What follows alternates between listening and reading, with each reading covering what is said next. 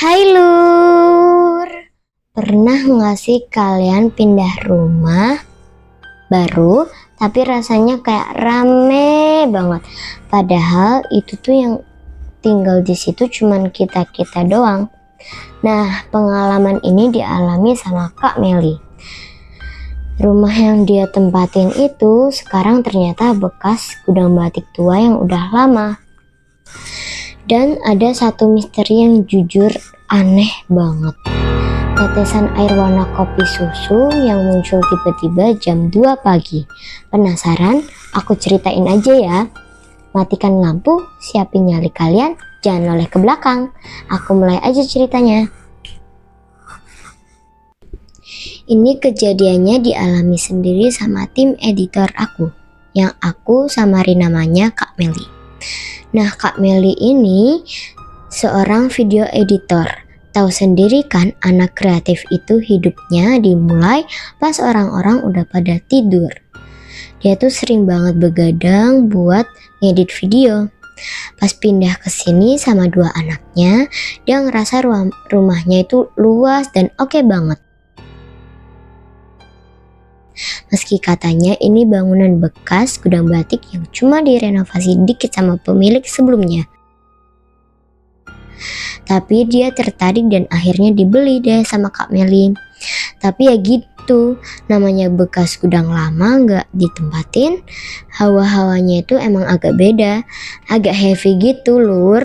Tapi demi anak-anaknya biar gak ketakutan, Kak Meli milih diem aja nganggep kayak ini perasaan dia doang. Nah, kejadiannya pas jam 2 pagi, Kak Mel itu lagi ngedit video. Tapi tiba-tiba Kak Mel itu kebelet. Akhirnya dia ke kamar mandi. Pas selesai hajat, tiba-tiba pas dia buka pintu, dia langsung mematung. Persis di depan pintu masuk kamarnya, ada 2 tetesan air warna coklat keruh kayak kopi susu. Kak Meli bingung dong, dia gak bikin kopi, gak bawa minum masuk ke kamar, dan pas dicek ke atas, plafonnya itu kering kelontang. Gak ada tikus, gak ada bocor. Terus itu air apaan? Masa iya penunggunya lagi ngopi sambil ngeliatin dia kerja?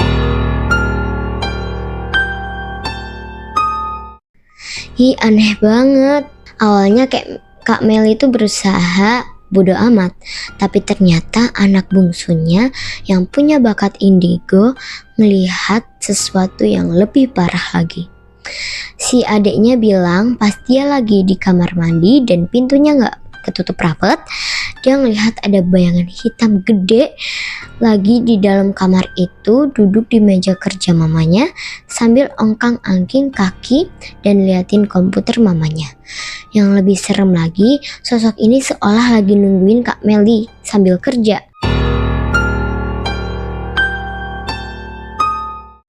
Merinding gak kalian?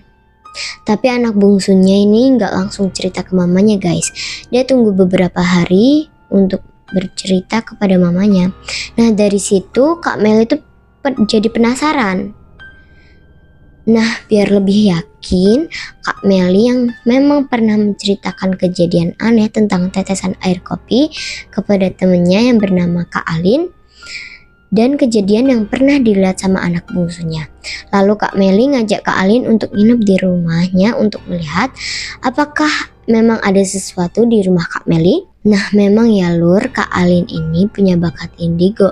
Baru aja duduk bentar di kamar, temennya langsung bilang kalau energinya itu padet banget. Katanya penghuni asli gudang batik ini memang masih di situ dan ngerasa keganggu Kak Meli, rumahnya diutak-atik.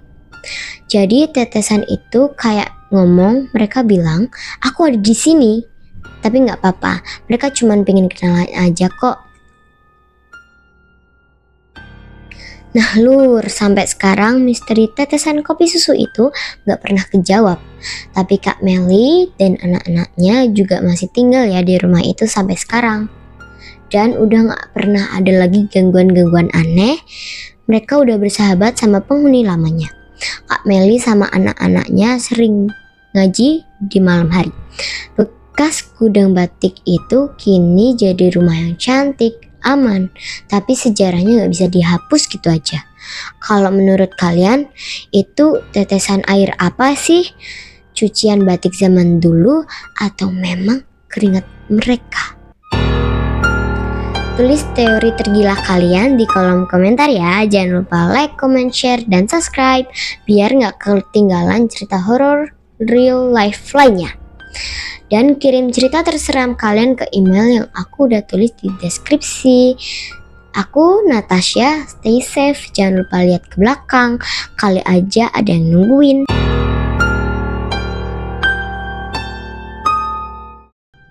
Semoga kalian bisa tidur yang nyenyak ya, kalau bisa. Bye-bye.